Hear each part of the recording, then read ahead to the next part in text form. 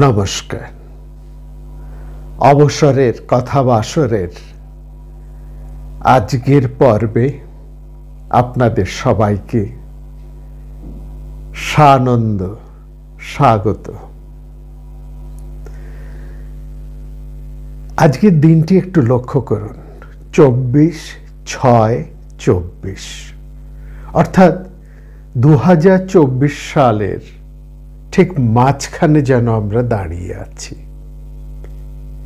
6টি মাস অতিক্রান্ত আর মাত্র 6টি মাস বাকি। আর বিশেষ করে লক্ষ্য করুন, এই 2024-এর আমরা অনেকটা সময়, অনেক মাস দক্ষিণ ভারতের বিভিন্ন শহরে, বিভিন্ন শৈল শহরে, বিভিন্ন প্রান্তে অনেক মানুষের সঙ্গে, অনেক প্রতিষ্ঠানে, অনেক অনুষ্ঠানে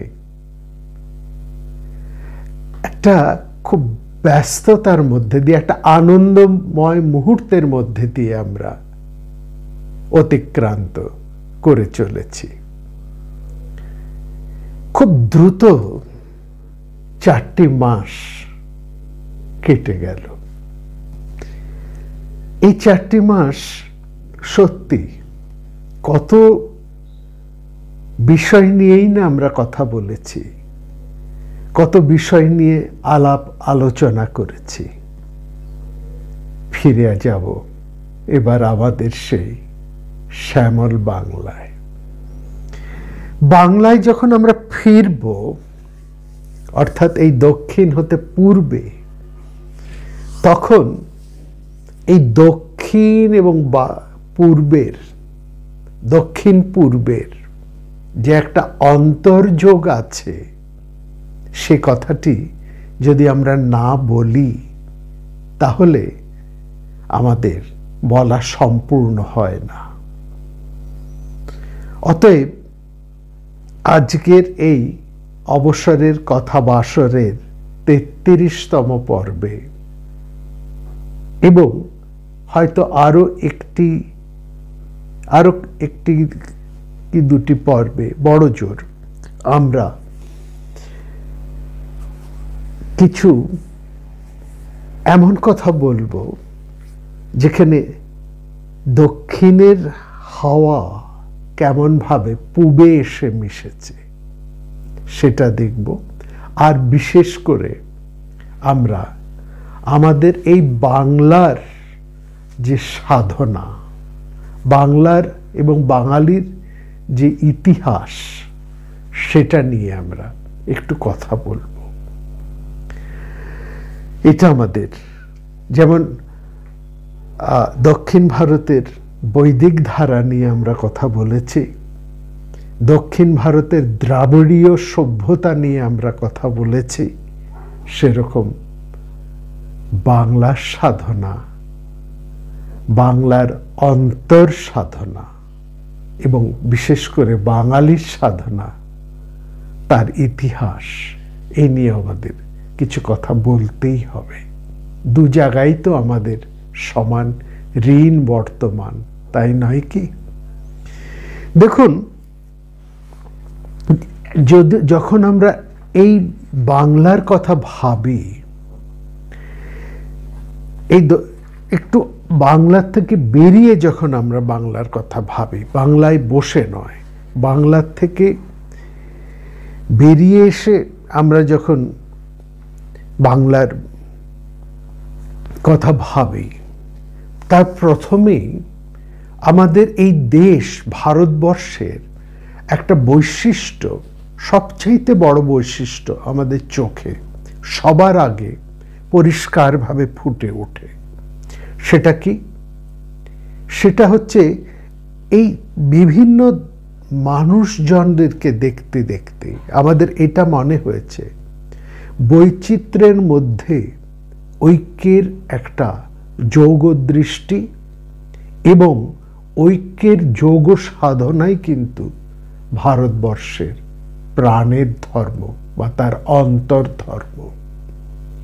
এটাকে যদি আমরা অস্বীকার করি কিংবা এটাকে যদি আমরা এই শক্তিকে যদি আমরা ব্যাহত করি, তাহলে ভারতবর্ষ বাঁচে না। ভারতবর্ষ ধর্ম একটা ঐক্যের ধর্ম, একটা ঐক্যের যোগ দৃষ্টির ধর্ম। এটা আমাদেরকে কিন্তু মানতেই হবে, স্বীকার করতেই হবে। আর এটা আমরা স্বীকার করার কে? যুগে যুগে বড় বড় মানুষেরা, মহামানবেরা, তারা এটাকে অন্তর দিয়ে অনুভব করেছেন এবং সেই দীক্ষায় আমাদের দীক্ষিত করেছেন। আমরা যদি এখন জোর করে উল্টো পথে হাঁটার চেষ্টা করি, অন্য কথা বলার বা অন্য কোনোভাবে এটাকে ব্যাখ্যা করার চেষ্টা করি, সেটা হবে আমাদের ভুল চলা, ভুল বলা বা জোর করে ভুলকে প্রতিষ্ঠিত করার একটা মিথ্যা প্রয়াস। সেই জায়গাতে বিশেষ করে আমরা যদি দেখি, রবীন্দ্রনাথ কি চমৎকার করে এক জায়গায় বলছেন বিরোধের মধ্যে যে যোগের সাধনা, এই সাধনা ভারতবর্ষের অন্তর সাধনা, এবং সেটাই ভারতবর্ষের সমস্ত সাধকদের ভারত পন্থ, এবং এই সাধনায় সিদ্ধ সমস্ত ভারত পথিকেরাই ভারতবর্ষের মহাপুরুষ বলে গণ্য হয়েছেন। খুব দামি কথা। আর তারপরে তিনি বলছেন, বিনাতে সরু মোটা চড়া খাদ, নানা সুরের বহু তার রয়েছে, তার মধ্যে কোনো একটাকে বাদ দিলে চলে না। বীণার মধ্যে লক্ষ্য করলে কোনোটা সরু, কোনোটা মোটা, কোনোটা চড়ান, এরকম নানা খাদের সেখানে তার রয়েছে, তার একটাকেও বাদ দিলে চলে না। কলারসিকের হাতে সব তারের সব সুর মিলিয়েই পরিপূর্ণ সঙ্গীত বীণায় বাজে। ভারতবর্ষ সেরকম একটা বহুতন্ত্রী বীণা।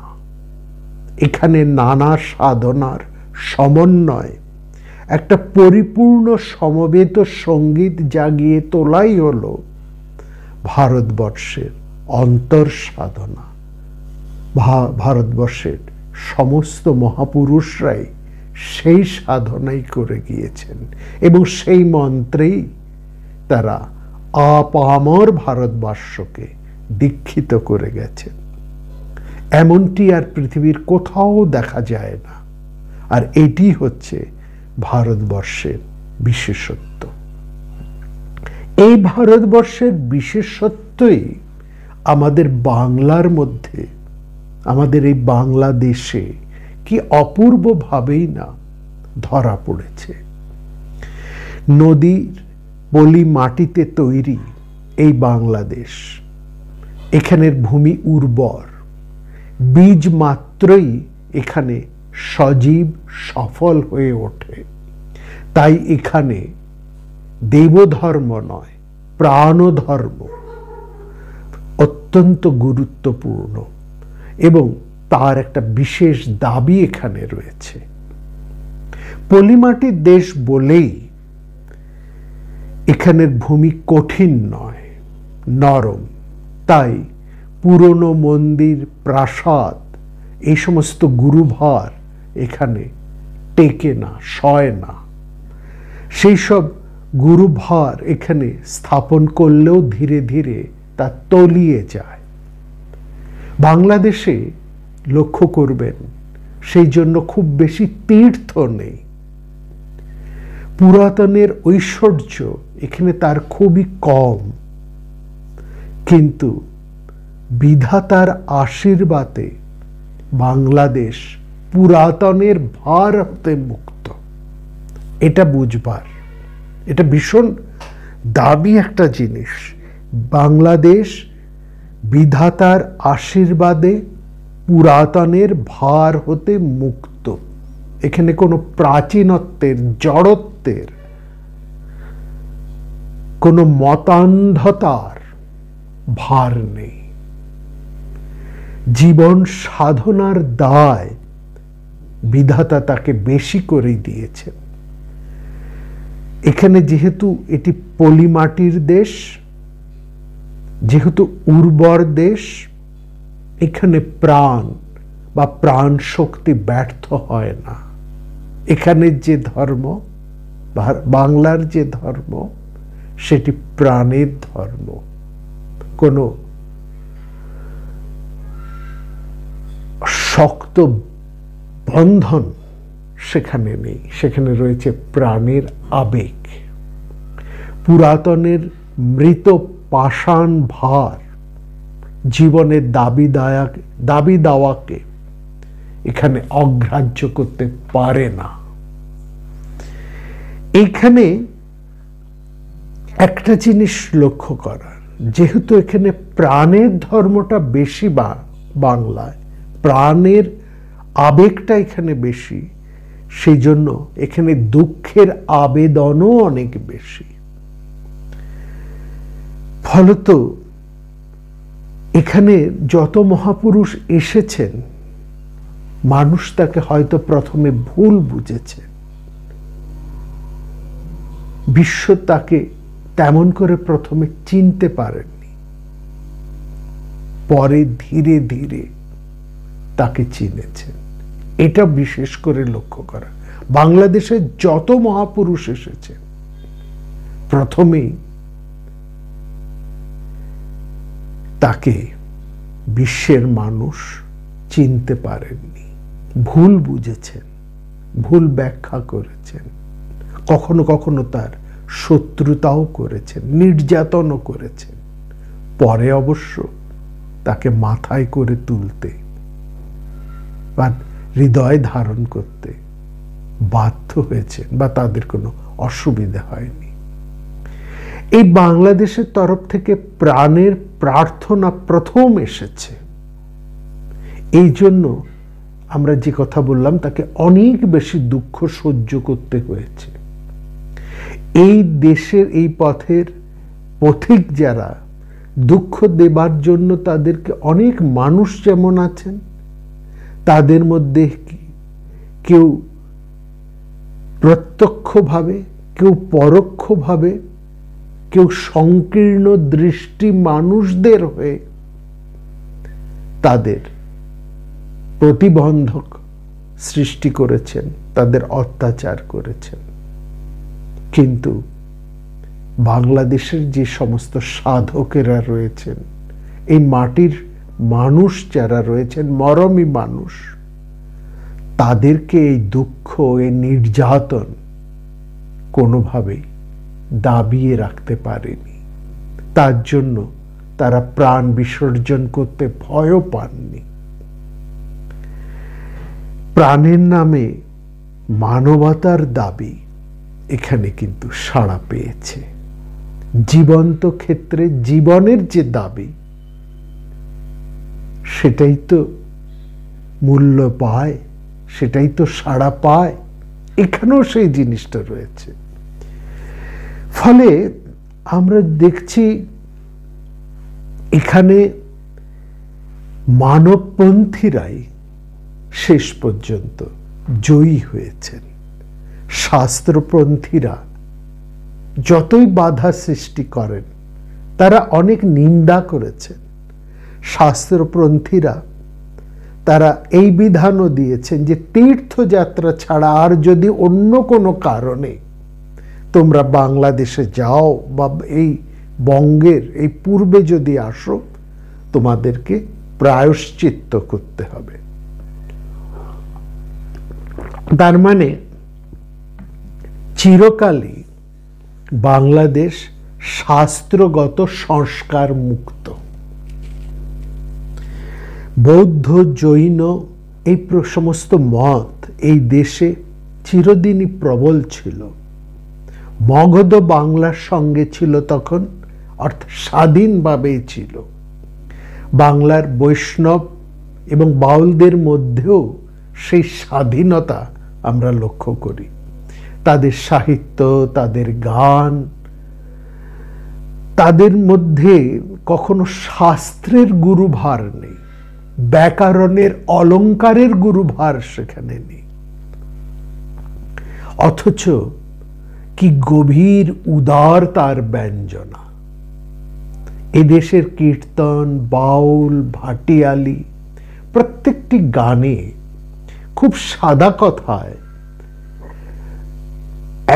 এমন অপূর্ব মানবীয় ভাব ও রস সাধকেরা এখানে ফুটিয়ে তুলেছেন যে তার তল পাওয়া যায় না, কুল পাওয়া যায় না। গঙ্গা এবং সাগরের সঙ্গম এই দেশে ঘটেছে। উত্তরের আর্য এবং দক্ষিণের দ্রাবিড় সংস্কৃতি কি অপূর্বভাবে এই দেশে এসে মিলিত হয়েছে। খুব ভালো করে এটা লক্ষ্য করবেন যদি আপনারা ভারতবর্ষের পুরো চেহারাটাকে দেখেন, লক্ষ্য করেন। অতীতের ভারতবর্ষ বা পরবর্তীকালের ভারতবর্ষ, অতীতের ভারতবর্ষের রাজনৈতিক মানচিত্রটা বা তার পরবর্তী বা এখনকার যে ভারতবর্ষের রাজনৈতিক মানচিত্র, তার দিকে যদি আপনারা তাকান, ভালো করে লক্ষ্য করুন, দেখবেন ভারতবর্ষকে মোটামুটি দুটো ভাগে ভাগ করা যায়। হিমালয়ের ওই অঞ্চল থেকে মধ্য ভারত পর্যন্ত আর্য সংস্কৃতির একটা বিপুল, সেখানে বিপুলতাকে আমরা লক্ষ্য করি। আর ঠিক তার নিচে অর্থাৎ বিন্ধ্যাচল থেকে আরম্ভ করে সমগ্র দক্ষিণ ভারত, সেখানে রয়েছে দ্রাবিড় সভ্যতা এবং এটা অত্যন্ত প্রাচীন সভ্যতা। এই দুটো সভ্যতা ভারতবর্ষের মধ্যে একেবারে প্রথম থেকে বর্তমান দুটোই পাশাপাশি রয়েছে। একটি দ্রাবিড় সভ্যতা যেটা ভারতবর্ষের আদিম সভ্যতা, যার মধ্যে নাগ সভ্যতা, অসুর সভ্যতা, রাক্ষস সভ্যতা, যক্ষ সভ্যতা, এইসব সমস্ত সভ্যতাগুলো রয়েছে। আর অন্যদিকে রয়েছে আর্য সভ্যতা। আর্যরা এসেছেন, তারা এই দ্রাবিড়দের কাছ থেকে কিছু গ্রহণ করেছেন, দ্রাবিড়রাও আর্যদের কাছ থেকে কিছু গ্রহণ করেছে এবং পরস্পরের দ্বারা পরিপুষ্ট হয়েছে। এই দুটো ধারা কিন্তু স্বতন্ত্র দুটো ধারা। একমাত্র পূর্ব ভারতে যদি আপনারা আসেন, বিশেষ করে এই বাংলার অঞ্চলে, সেখানে দেখবেন এই উত্তরের আর্য এবং দক্ষিণের এই দ্রাবিড় সংস্কৃতি মিলিত হয়েছে এখানে, এবং এইটি সেখানে মিলিত হয়ে বাংলায় এক নতুন ধরনের সাধন ক্ষেত্র রচিত হয়েছে। এটা হয়েছে এই বাংলার বৈশিষ্ট্য। এই দেশ, তার মানে এই বাংলাদেশ আসলে হচ্ছে মিলনের একটা ক্ষেত্র, যে এখানে যেমন ধ্যান যোগের সময় রয়েছে, যেমন দিন আর রাত মেলে, রাত কেটে প্রভাত হয়, রাত ফুরিয়ে প্রভাত, আবার দিন ফুরিয়ে সন্ধ্যা নামে, এ রাত আসে।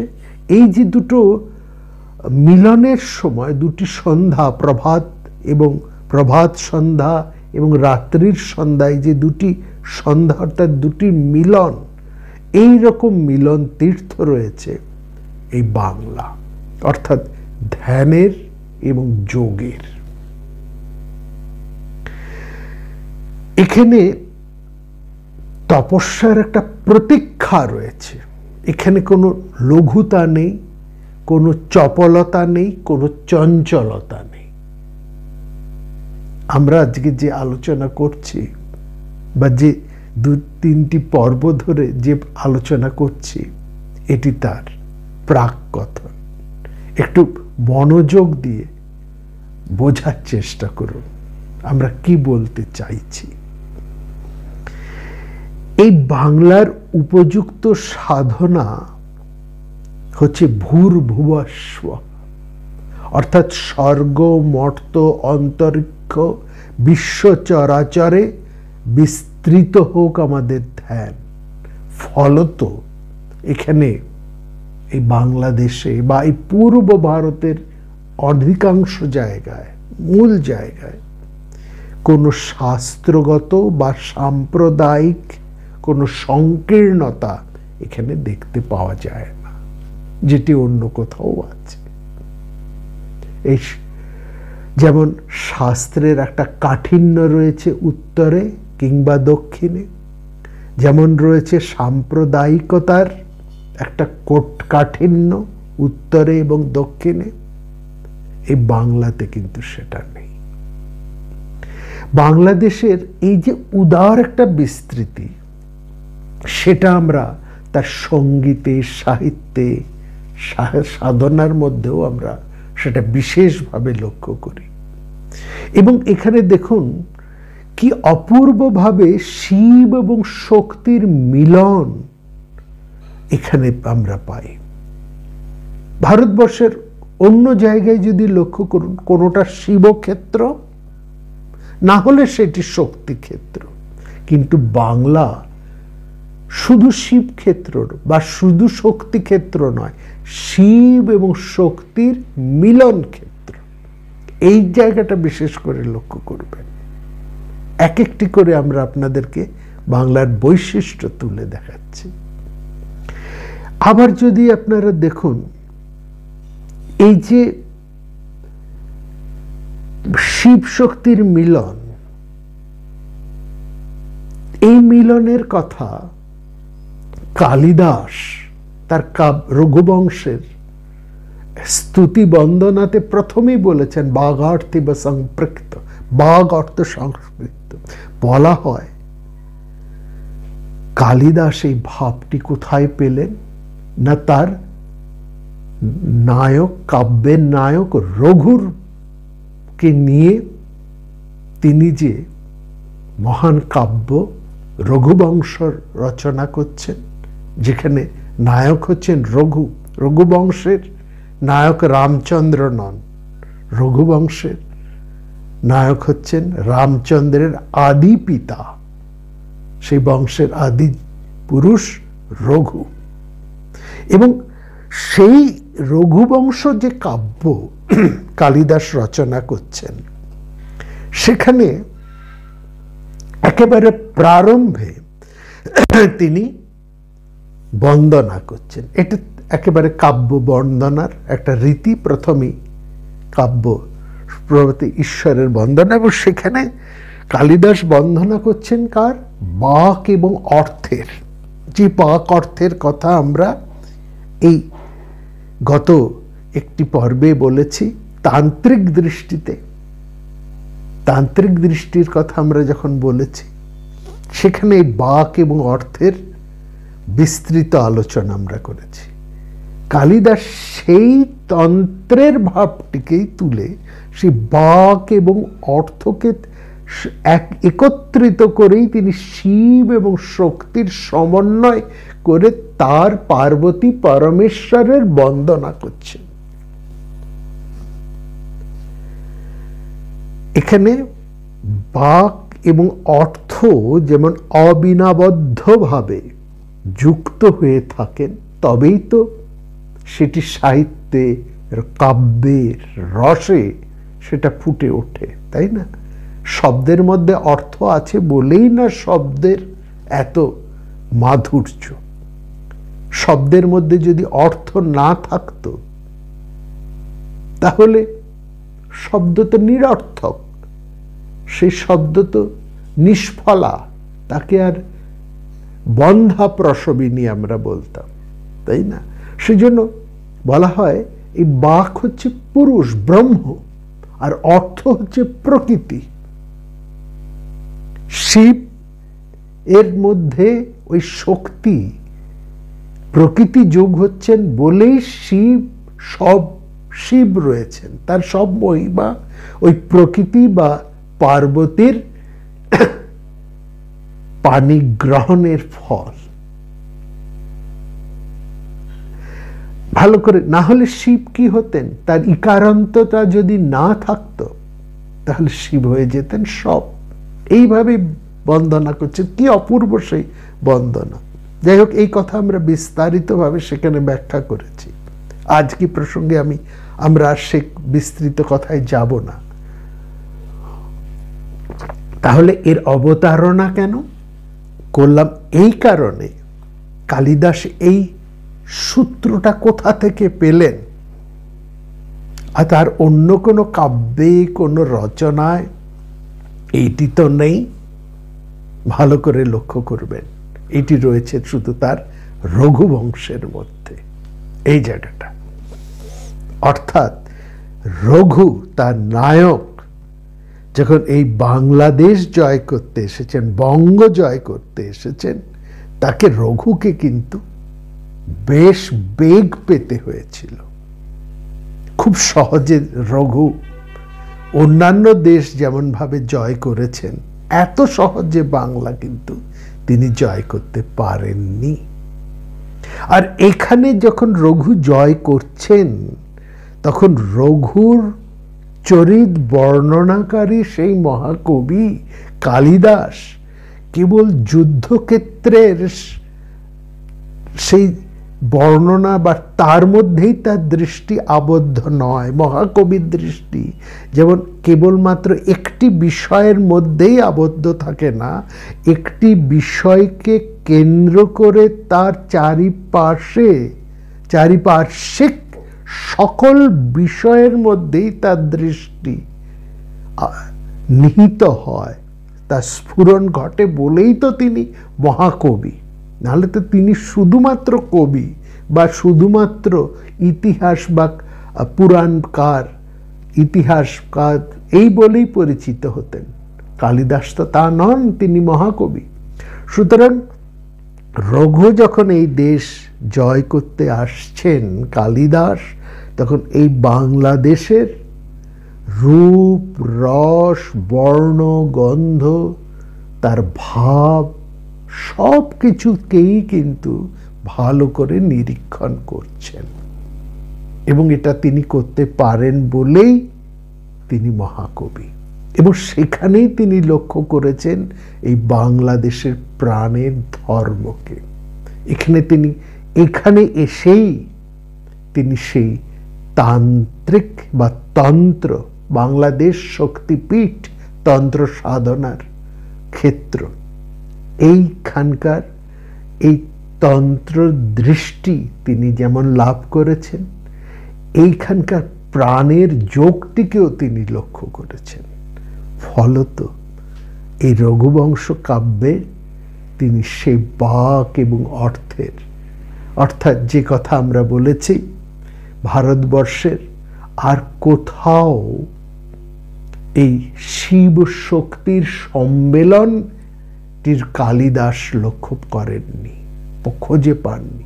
এই শিব শক্তির মিলন বা সম্মেলন, সেটি তিনি বিশেষ করে লক্ষ্য করেছেন এই বাংলাদেশে, এবং সে কারণেই তার এই রঘুবংশের, তার নায়কের এই গুণবর্ণনার কাব্যগ্রন্থে, জীবন বর্ণনার কাব্যগ্রন্থের প্রথমেই তিনি এই দেশের রসে এবং ভাবে জারিত হয়ে তিনি শিবশক্তির বন্দনা করেছেন। এইটি বিশেষ করে লক্ষ্য করবার। আসলে এখানে যে প্রেম ভক্তির প্রসাদ বাংলার রসমন্দির হতে পরিবেশিত হয়ে চলেছে, তার তুলনা নেই। কত ফুলের মধু আহরণ করে এখানকার উপাসকেরা এই অসাধ্য সাধন করেছেন। শুধু ভাবের রসশালা নয়, রসবতী বা পাকশালাতেও বাংলাদেশ কিন্তু অনন্য। লক্ষ্য করবেন ভারতবর্ষের সে প্রাচীন সময় থেকে যখন তাদের আলাদা আলাদা করে এই খাদ্য রসনার নিজস্বতা তৈরি হচ্ছে, সেটিও এক রৈখিক। কিন্তু বাংলাদেশে যে খাদ্য রসনা প্রথম থেকে আছে, সেখানেও দেখবেন একটা সম্মেলন রয়েছে। একটু বুঝিয়ে বলি, বাংলাদেশের নানা শাক সবজি মিলিয়ে অপূর্ব সমস্ত ব্যঞ্জন রান্না হয়, সেটা ভারতবর্ষের অন্য কোনো প্রদেশে খুঁজে পাবেন না। যেমন যদি মনে করুন সেখানে বেগুনের তরকারি রান্না হয়, তো শুধুই সেখানে বেগুন। শুধু যদি কুমড়োর তরকারি হয় তো শুধু কুমড়োরই তরকারি, যদি আলুর তরকারি হয় তো শুধুই আলুর তরকারি। সবকটাকে মিলিয়ে, অর্থাৎ কুমড়ো, বেগুন, আলু সবকে মিশিয়ে যে একটা অপূর্ব স্বাদের রান্না হয়, এইটা বাংলা ছাড়া আর অন্য কোথাও খুঁজে পাওয়া যায় না। বাংলাতেই লাবড়া আছে, বাংলাতেই ছেঁচড়া আছে।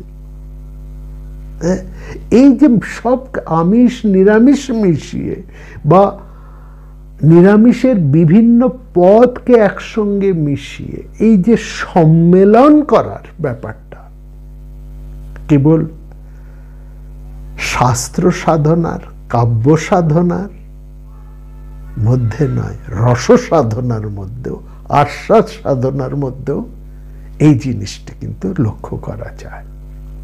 অর্থাৎ কলা মন্দিরে যেমন, রসবতীতেও তেমন।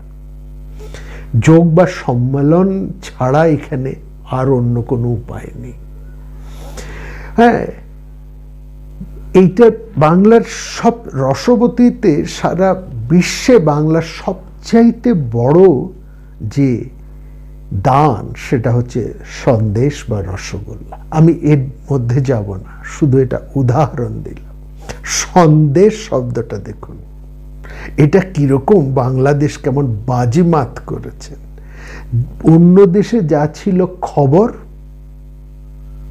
বাংলাদেশ তাকে সাকার বানিয়ে খাবার করে দিল। অর্থাৎ যা ছিল খবর, সংবাদ, অর্থাৎ যা ছিল নিরাকার, বাংলাদেশে সেটাই হয়ে গেল সাকার খাদ্য।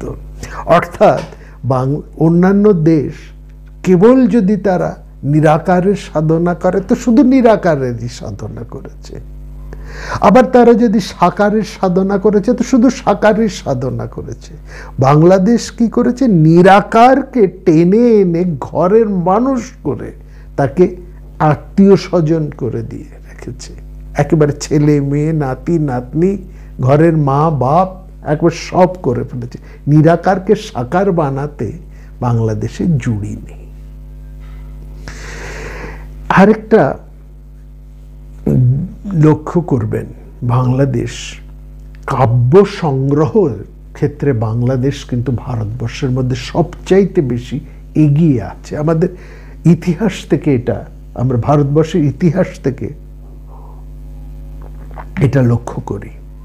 বাণী সংগ্রহ, হ্যাঁ, কবীন্দ্র বচন সমুচ্চয়, কবীন্দ্র বচন সমুচ্চয় নামে একটি গ্রন্থ 1000 খ্রিস্টাব্দের কাছাকাছি লেখা, যেখানে ভারতবর্ষে আর কোথাও এরকম সংগ্রহ, কাব্য সংগ্রহ পাওয়া যায় না। তার এর মধ্যে রয়েছে নানা ভাবে নানা ধরনের রচনা সেখানে রয়েছে। এক একটা ব্রজ্জা বলা হয়, এই এক একটা প্রায় 900 বছরের পুরনো বাংলা লিপিতে এই গ্রন্থটা পাওয়া গেছে।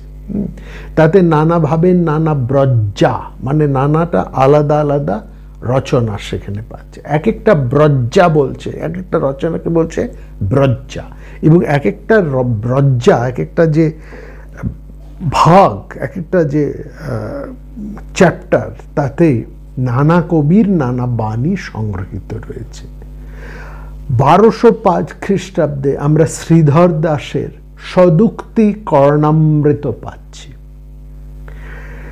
কাশ্মীরের জলহন কবির সুভাষিত মুক্তাবলী যে সংগ্রহ পাওয়া যায়, সেটা এসেছে বাংলার এই শ্রীধর দাসের সদুক্তি কর্ণামৃতর 42 বছর পর, অর্থাৎ 1247 খ্রিস্টাব্দে। সারংধর পদ্ধতিতে সংগ্রহ হয় 1363-তে, আরো কত পরে। বল্লভদেবের সুভাষিত বলি 15 শতকের, সুভাষিত বলি আরো পরের। এরপরে ভারতবর্ষের নানা স্থানে আরো অনেক কাব্য পুষ্পাঞ্জলি পাওয়া যায়, কিন্তু নানা কবির রচনা সংগ্রহ, অর্থাৎ সেই সম্মেলন, একটা সংকলন যেটাকে বলি, সে এই ক্ষেত্রে বাংলাদেশই হচ্ছে কিন্তু পথপ্রদর্শক। চৈতন্য যুগে শ্রীরূপ গোস্বামী চৈতন্যদেবের অন্যতম প্রধান এক জ্ঞানী সাধক এবং পার্ষদ। 1541 সালের আগেই পদ্মবলিতে নানা ভক্ত কবির বাণী সংগ্রহ সংকলন করেন। তার 63 বছর পর এই, অর্থাৎ শ্রীরূপ গোস্বামীর এই কাব্য সংকলনের পদ্মাবলী, এই পদ্মাবলী যা 1541-এরও আগে সংকলিত হয়েছে, তার 63 বছর পর পাঞ্জাবে গুরুদের বাণী গ্রন্থ সাহেব সংকলিত হয়। পারস্য ভাষাতেও এরকম অনেক পুষ্পাঞ্জলি আমরা পাই, সেগুলোকে বলে গুলদাস্তা বা কুসুম সঞ্চয়ন। গুল মানে ফুল, কুসুম, দস্তা মানে সঞ্চয়ন, কুসুম সঞ্চয়। আরো পরে বাংলাদেশের কথকদের যদি কথা বলি, এই যে অরেটার, কথকতা, এদেরও নানাবিধ কবি বচন সংগ্রহ আছে এবং সেগুলো খুবই প্রাচীন এবং সেগুলি ভারতবর্ষের এই অরেটারের কাব্য সংগ্রহ বা অরেটারের রচনা সংগ্রহের প্রথম পথপ্রদর্শক, এটা আমরা বলব। সঞ্চয়ন প্রতিভা বাংলাদেশের একটা বিশেষত্ব। প্রাণী যেমন প্রাণরস নিয়ে জীবনে সমীকৃত করে, অ্যাসিমিলেশন করে, সেরকম নানা উপকরণ করে বাংলাদেশের মধ্যেও আমরা একটা অ্যাসিমিলেশন আমরা দেখি। হ্যাঁ, যেটা অনাবশ্যক সেটাকে এলিমিনেট করে, এলিমিনেশন, আর যেটাকে প্রয়োজন সেটাকে অ্যাসিমিলেশন করে। ঠিক বাংলাদেশের মধ্যেও এই লক্ষ্যটা আমরা দেখি। তার ফলে পুরনো শাস্ত্র, একটা গোড়ামি, একটা বদ্ধ ধারণা, এই সমস্ত কিছু থেকে, প্রাচীনত্বের জড়ভার থেকে বাংলাদেশ কিন্তু মুক্ত। বাংলাদেশ তাকে এলিমিনেশন করেছে। অথচ যা কিছু জীবন্ত উপকরণ, যেগুলো প্রাণের উপকরণ, সেগুলোকে বাংলা অ্যাসিমিলেশন করেছে। এইটা হচ্ছে বাংলাদেশের বৈশিষ্ট্য। অর্থাৎ বিশ্ববিধাতার এটাই যেন একটা অভিপ্রায়, এই জায়গায়, এই দেশে, এই মাটিতে সমস্ত তীর্থর, সব সাধনার মিলন ঘটবে, এইখানে রয়েছে। এরকম বাংলাদেশে অলংকার, বাংলাদেশের যে সমস্ত, যদি আপনারা কোনো মূর্তি, মন্দির এগুলোকে লক্ষ্য করেন, হ্যাঁ, কতগুলো মূর্তি, তার দুটো ভাগ আছে। একটা হচ্ছে কীর্তিমুখ, সেখানে বহু অলংকারের বিপুলতর ভার আছে। আর কতগুলো আছে ছত্রমুখ, কীর্তিমুখ আর ছত্রমুখ। কীর্তিমুখের মধ্যে অলংকারের বিপুলতা রয়েছে, একটা বিপুল ভারত্ব রয়েছে। আর রয়েছে আরেক ধরনের মন্দির, আরেক ধরনের মূর্তি, সেগুলোকে বলা হয় ছত্রমুখ। এই ছত্রমুখগুলো খুব সাধারণ, সাদাসিধে। সেখানে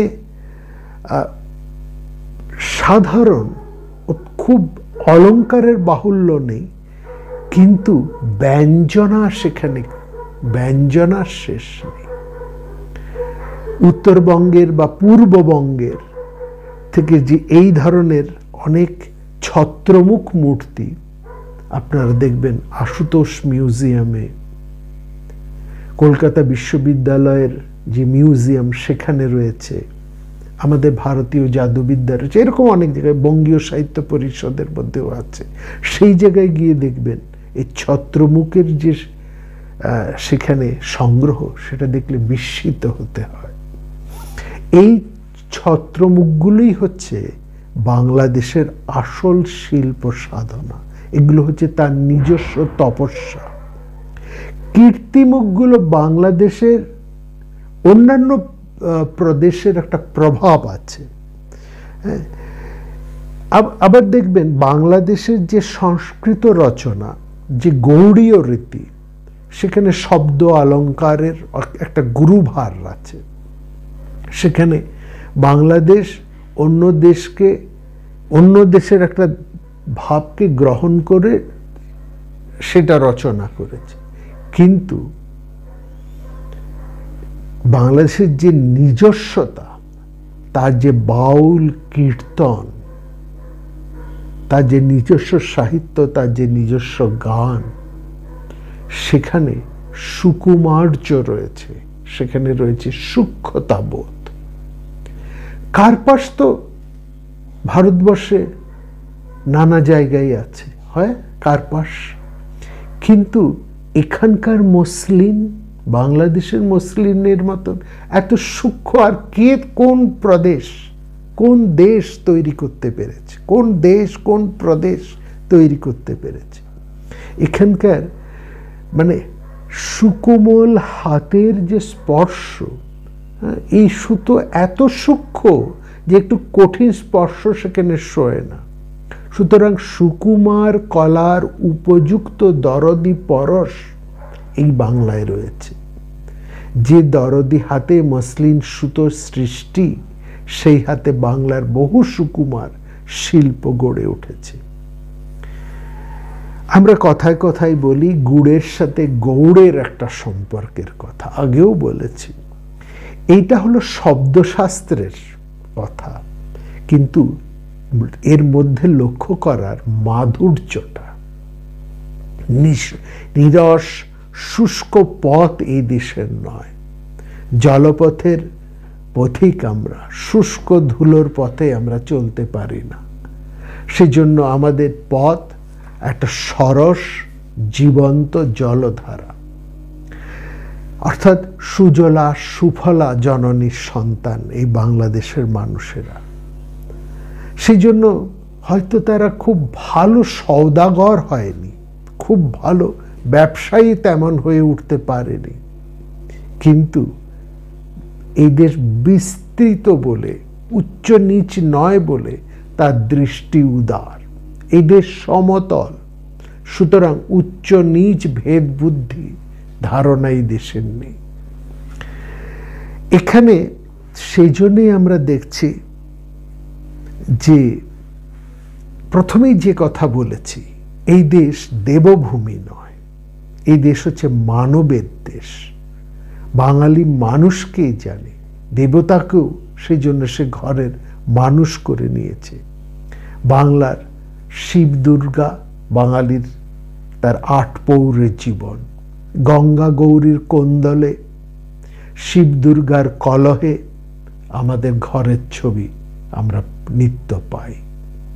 ভালো মন্দ সব নিয়েই শিব আমাদের আপন ঘরের মানুষ। বাঙালির রাম তো বাল্মীকির রাম নয়। আমরা রামকে নবদুর্বাস শ্যামলস করে তুলেছি। তার মধ্যে কোনো কাঠিন্যের, শস্ত্রধারীর রূপ আমরা দেখতে চাইনি। তাকে আমরা বিরহী করেছি। বিরহী রাম শ্যামল সুন্দর। এই দেশে কৃষ্ণ শাস্ত্রীয় কৃষ্ণ নন, এই দেশের কৃষ্ণ আমাদের জীবন দেবতা। দেবতাকে প্রেমের জন বলে আমরা দেখেছি। রবীন্দ্রনাথ কি অপূর্বভাবে তার বৈষ্ণব কবিতায় এই কৃষ্ণ প্রেম বা এই বৈষ্ণবীয় ধারণাকে তুলেছেন, এবং সেখানে তিনি কি অপূর্বভাবে এই বক্তব্যকে, যে কথাগুলো আমরা বলছি, কৃষ্ণকে আমরা কিভাবে নিয়েছি, কিভাবে বৈষ্ণবীয় দৃষ্টি এই বাংলায় ধরা পড়েছে, সেটি তার বৈষ্ণব কবিতার মধ্যে অপূর্বভাবে তিনি তুলে ধরেছেন। সেই কবিতাটির কিছু অংশ আমাদের অবশ্যই শুনতে হবে, এইটি না বলে আমি পারবো না। বলছেন, প্রত্যেকটি শব্দ আপনারা মন দিয়ে লক্ষ্য করুন। শুধু বৈকুণ্ঠের তরে বৈষ্ণবের গান, শুধু বৈকুণ্ঠের তরে বৈষ্ণবের গান, পূর্বরাগ, অনুরাগ, মান অভিমান, অভিসার, প্রেমলীলা, বিরহ মিলন, বৃন্দাবন গাথা, এই প্রণয় স্বপন শ্রাবণের সর্বরিতে কালিন্দীর কূলে, চারি চক্ষে চেয়ে দেখা কদম্বের মূলে, স্বরমে সম্ভ্রমে, এ কি শুধু দেবতার? এ সঙ্গীত রসধারা নহে মিটাবার, দীনমর্তবাণী দীনমর্তবাসী, এই নরনারীদের প্রতি রজনীর আর প্রতি দিবসের তপ্ত প্রেমতৃষা। গীত উৎসব মাঝে শুধু তিনি আর ভক্ত নির্জনে বিরাজে। তারপরেই বলছেন, ওই গানে যদি বা সে পায় নিজ ভাষা, যদি তার মুখে ফুটে পূর্ণ প্রেমজ্যোতি, তোমার কি তার বন্ধু তাহে কার ক্ষতি? বড় একটা প্রশ্ন তুলেছেন তিনি রবীন্দ্রনাথ। বলছেন, একেবারে শাস্ত্র, যে সমস্ত শাস্ত্রবাদী মানুষেরা যারা এই পূর্ব ভারতকে একেবারে বর্জনীয় করে রেখেছেন, তারা এই যেভাবে পূর্ব ভারত দেবতাকে গ্রহণ করেছে, ঠিক সেখানেই তারা বলেছেন, এই দেশ তোমরা যেও না, এই দেশে গেলে প্রায়শ্চিত্ত করতে হবে। অর্থাৎ বাংলাদেশের প্রাণের ধর্মকে তারা স্বীকার করতে পারছে না, বুঝেও স্বীকার করতে পারছে না, কারণ তাদের একটা ভয়, এই প্রাণের আবেগ না তাদের শাস্ত্রের কঠিন বন্ধনকে ভাসিয়ে নিয়ে চলে যায়। তাহলে তাদের কি উপায় হবে? তাদের তো সব ওই প্রাণধারায়, প্রেমের প্রবাহে সব তো ভেসে চলে যাবে, কি নিয়ে তাহলে তারা বাঁচবে? সেখানে রবীন্দ্রনাথ বলছেন, এই গানে যদি, অর্থাৎ এই প্রাণের গানে, এই প্রেমের গানে, এই গানে যদি বা সে পায় নিজ ভাষা, যদি তার মুখে ফুটে পূর্ণ প্রেমজ্যোতি, তোমার কি তার বন্ধু তাহে কার ক্ষতি? তারপরেই বলছেন রবীন্দ্রনাথ, কি সবচেয়ে গুরুত্বপূর্ণ এই জায়গাটি, দেবতারে যাহা দিতে পারি দি তাই প্রিয়জনে। দেবতারে যাহা দিতে পারি দি তাই প্রিয়জনে। প্রিয়জনে যাহা দিতে পাই তাই দি দেবতারে। আর পাবো কোথা দেবতারে প্রিয় করি, প্রিয় রে দেবতা। তুমি মিছে ধরো দোষ, সে সাধু পণ্ডিত মিছে করিতেছ রোষ, যার ধন তিনি ওই অপার সন্তোষে, অসীম স্নেহের হাসি হাসিছেন বসে। এটি তো সবচেয়ে বড় কথা, তাই নয়? আসলে মানবতা ধর্মই হচ্ছে এই বাংলার প্রাণের ধর্ম। বাংলাদেশের পায়ের তলায় সমুদ্র। বাংলাদেশের মানুষকে কি সেই জন্য দুর্বল বলা যায়? না, তার পায়ের তলায় সমুদ্র। সেই জন্য সেই তীরবাসীরা সাহসী। পূর্ববঙ্গে নিত্যই নদীর ভাঙা গড়া, সেখানে চরের লোকেরা, সন্দ্বীপ, নোয়াখালী লোকেরা নির্ভীক, উৎসাহী। গঙ্গা এখানে সারা ভারতের আশীর্বাদ বহন করে আসছে। এখানকার মাটিতে নানা জাতি ও সংস্কৃতির মিলন তীর্থ, তাই এর একটি বিশেষ মহত্ব আছে। এবং এখানে যে কত জাতীয় মানুষের মিলন ঘটেছে তা বলে শেষ করা যায় না। যে কথাটা দিয়ে আমরা শুরু করেছিলাম, এখানে অনার্য, ভোট মানে তিব্বতী, কিরাত প্রভৃতি মঙ্গোলিয়ান জাতি এসেছে, তাদের রক্ত মিশেছে এই বাংলায়। মণিপুর দিয়ে শানবাসী চীনারা এখানে এসছে, চীন দেশের মানুষেরা এসছেন মণিপুর হয়ে, তাদের রক্ত এই বাংলায় মিশেছে। গারো, খাসিয়া, কাছাড়ি, কোচ বিভিন্ন জাতি এখানে এসে মিশেছে। আবার লক্ষ্য করুন, সাঁওতাল, ভিল, কোল এরা রয়েছেন। এরা সবচাইতে ভারতবর্ষের আদিমতম মানুষ। দ্রাবিড়দের তো এটা একটা মূল আস্তানা। হ্যাঁ, বহু মানব জাতির মিলন ভূমি সম্বন্ধে, মানবতা তত্ত্ব সম্বন্ধে বাঙালিরা এই জন্য এতটা সচেতন। আমাদের লক্ষ্য করবেন, ধর্মে এবং আচারে এমন অনেক জিনিস রয়েছে যা দ্রাবিড়াচারের সাথে মিশে যায়। আমি এটা ভালো করে এখানে এসে লক্ষ্য করেছি। এই জন্য এই দ্রাবিড় সভ্যতা নিয়ে যখন আমি আলোচনা করেছি আমরা এই বিভিন্ন কথা বাসরের পর্বে, সেই সঙ্গে আমরা লক্ষ্য করেছি এই আচারগুলো এখানে যেমন ভারতবর্ষে আর অন্য কোথাও নেই, আমাদের বাংলাদেশে আছে।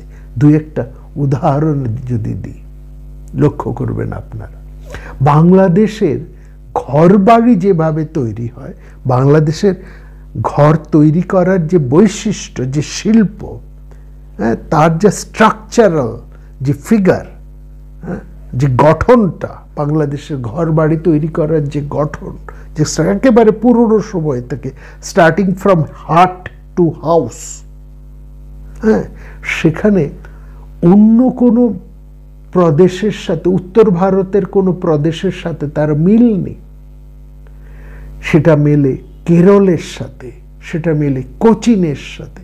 কেরলের পুরনো বাড়িঘরগুলো দেখুন, আধুনিক ফ্ল্যাট বাড়ির কথা বলছে না, পুরনো কেরল, কোচিনে যান, সেখানকার গ্রামের বাড়িগুলোকে লক্ষ্য করুন, বাংলাদেশের গ্রামের বাড়িগুলোকে লক্ষ্য করুন, মনে হবে একই রকম।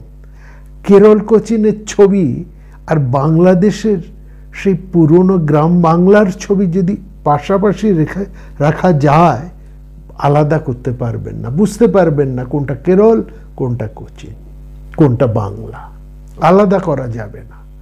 এখানেও টালির সেই মাটি দিয়ে, ওখানেও তাই মাটির টালি বা খাপড়া, তারই আস্তারণ, এবং সেই চতুষ্কোণ ওই রকমই ঘর, ওর চারদিকে সেই শ্যামল, সেই একই নারকেল গাছ, কলা গাছ, সব ফুলের গাছ, একই রকম তৈরি।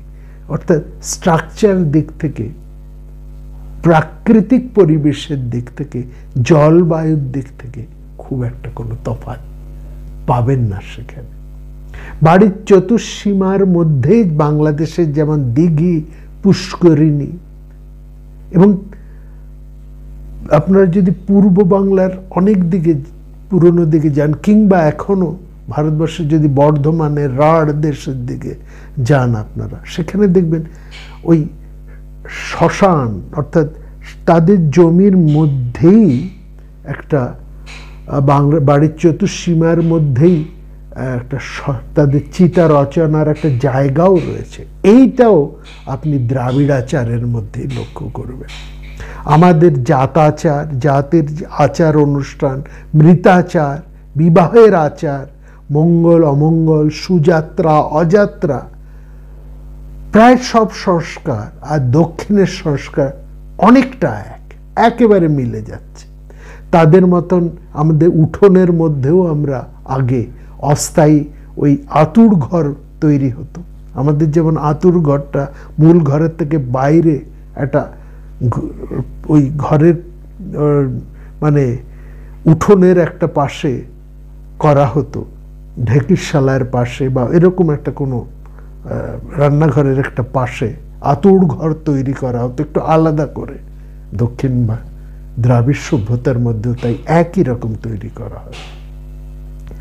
আমাদের সমস্ত ঋতুতে ঋতুতে মেয়েদের যে আচার অনুষ্ঠান এবং ঋতুকালে মেয়েদের যে ঋতুকাল, সেই ঋতুকালে মেয়েরা যে নিয়ম পালন করে সেটাও তার সাথেও দ্রাবিড় রীতি আচার একরকম। এবং আরো লক্ষ্য করবেন এই বাংলায় এবং এই দক্ষিণে ধোপার মাধ্যমে কাপড় কাচানোর প্রথা রয়েছে, অর্থাৎ বাড়ির কাপড় জামা ধোপার হাতে দিয়ে কাচিয়ে শুদ্ধ করে আনা হয়। এটা পূর্ববঙ্গে অর্থাৎ এই পূর্ববঙ্গ পশ্চিমবঙ্গ মিলিয়ে বৃহৎ বাংলাদেশের আচার অনুষ্ঠানের মধ্যে এবং দক্ষিণ ভারতের মধ্যে একই রকম রয়েছে। বিয়ের আচার, বিবাহের আচার একই রকম, অনেকটা একরকম। কনের বাড়িতে বর বিবাহর যে তত্ত্ব পাঠায়, কলতলার বর কন্যার পুকুর গর্ত খুঁড়ে যে পুকুরে খেলে আংটি লুকিয়ে বা অন্য কিছু ভাবে একটা কলতলায় বসে মাটি খুঁড়ে একটা পুকুরের মতন করে যে খেলা হয় স্ত্রী আচার, এটাও ওই দক্ষিণেও আছে, একই রকম এখানেও আছে। এই সবই হচ্ছে দক্ষিণী আচার। উত্তর ভারতের ফলিত জ্যোতিষ হচ্ছে বিংশোত্তরী আর বাংলাদেশে হচ্ছে অষ্টোত্তরী। এবং লক্ষ্য করবেন জাতকর্ম, বাংলাদেশের জাতকর্ম, অন্নপ্রাশন সব অনুষ্ঠানে মামার একটা অর্থাৎ মাতুলের একটা বিশেষ স্থান রয়েছে। মাতুলালয়ের অনেক কিছু করণীয় রয়েছে, মামার বাড়ির একটা বিরাট প্রভাব এখানে রয়েছে, গুরুত্ব রয়েছে। এবং এই বাংলাদেশের এই আচার আমরা দক্ষিণ ভারতেও একই রকম দেখি, সেখানেও মাতুলালয়ের একটা বিরাট গুরুত্ব রয়েছে। এবং অনেক এই আচার অনেকটাই দ্রাবিড়ীয় আচার সঙ্গে মিলে যাচ্ছে। নমরুদ্দীপ ব্রাহ্মণদের কেরালাচার আর বাংলাদেশের আচারের সঙ্গে এতটা মেলে, বলে অনেকে বলেন যে নমরুদ্দীপ ব্রাহ্মণেরা বোধহয় এই বাংলাদেশ থেকেই ওখানে গিয়েছে, এতটাই সেখানে মিল। এবং আচারনিষ্ঠ বেদ প্রবাহ মানে বেদ পরায়ণ ব্রাহ্মণ বাংলাদেশেও নেই, দ্রাবিড় অর্থাৎ দক্ষিণেও সেখানে নেই। ফলে বাংলাদেশের বিবাহের যে আচার অনুষ্ঠান তার মিল আমরা দ্রাবিড়ের যে আচার অনুষ্ঠান, বিবাহ, জাতকর্ম, মৃত অর্থাৎ পারলৌকিক কর্ম ইত্যাদি সব কিছুর সাথে একটা আমরা প্রভূত মিল দেখতে পারি। আর একটা জিনিস লক্ষ্য করবেন, উলুধ্বনি, যাকে পূর্ববঙ্গে বলা হয় জোকার, এই দেশে পশ্চিমবঙ্গে বলা হয় উলুধ্বনি। এই উলুধ্বনি বাংলা ছাড়া অন্য কোথাও শুনবেন না, কিন্তু যদি আপনারা দক্ষিণে নায়ার, কেরালার নায়ার এই সম্প্রদায়ের যান, তাদের মধ্যেই উলুধ্বনি আছে। তার নামকে তারা বলে কুড়ুয়া, আমরা বলি উলুধ্বনি বা জোকার, ওরা বলে কুড়ুয়া। বাংলাদেশে কীর্তনের যে তাল, সেই তালের সাথে দক্ষিণী যে তাল, সেই তালের একটা মিল আছে। আচার্য ভাতখণ্ডের যে রচনা, সঙ্গীত আচার্য ভাতখণ্ডে, তার রচনার যদি আপনারা দেখেন, এই বহু তথ্য সেখানে আপনারা পাবেন। বাংলাদেশের যে প্রচলিত ব্যাকরণ, তার উৎপত্তি দক্ষিণ ভারতে। পাণিনির ততটা চল বাংলাদেশে কিন্তু নেই, কম, পরে, অনেক পরে এসেছে। পাণিনির পণ্ডিতরা যে এই দেশে জন্মাননি তা নয়, পাণিনি শাস্ত্রের এখানে অনেক পণ্ডিত জন্মেছে বাংলাদেশে, সেখানে তার চর্চাও হয়েছে। আয়ুর্বেদ এবং রসশাস্ত্রে বাংলার সাথে কেরলার একটা অন্তর্যোগ রয়েছে। এখানে বাংলাদেশের যেমন আয়ুর্বেদ শাস্ত্র, রসশাস্ত্র রয়েছে, সেই শাস্ত্রের একটা সমান যোগ, সমান তাৎপর্য আমরা কেরলাতেও দেখি। আয়ুর্বেদের ধাতু চিকিৎসা প্রকরণ এই বাংলা থেকে কেরলাতে গিয়েছে। এরকম নানা জিনিস সেখানে রয়েছে। এইটা আমরা দেখালাম এখানে বাংলার সাথে দক্ষিণের যে একটা মিল, সেই ভাবটা, যেহেতু আমরা দীর্ঘদিন এখানে দ্রাবিড় সভ্যতা নিয়ে একটু পড়াশুনো করার সুযোগ পেয়েছি, চর্চা করার সুযোগ পেয়েছি, আলোচনা করার এবং শোনার সুযোগ পেয়েছি। এই দ্রাবিড় সভ্যতার আলোচনা যখন আমরা করেছি, তখন আমরা এটাও সেই সঙ্গে সঙ্গে উপলব্ধি করেছি তার সাথে ভারতবর্ষের অন্য কোনো প্রদেশের মিল নেই যতটা মিল রয়েছে বাংলাদেশে। আর বাংলাদেশের কথাই যখন উঠল, বাংলার কথাই যখন এলো, তখন আমরা আগামী পর্বে বাংলার কিছু ইতিহাস নিয়ে আপনাদের কাছে আসব। যে দায় আমাদের এই দক্ষিণ ভারতের প্রতি ছিল, একই দায় তো আমাদের বাংলার প্রতিও তো রয়েছে। দক্ষিণ ভারতের দ্রাবিড় ইতিহাস নিয়ে আমরা যেমন কয়েকটি পর্বে তাদের কথা আপনাদের কাছে তুলে ধরেছি, তেমনি আগামী পর্বে বাংলার ইতিহাস নিয়ে, বাঙালির নিজস্ব ইতিহাসের কথা নিয়ে আপনাদের কাছে আসব। এই পর্বে দক্ষিণ পূর্ব ইতিহাসের যে অন্তর্যোগ, তার কথাই তুলে ধরলাম। সবাই খুব ভালো থাকবেন। দেখা হবে আগামী পর্বে।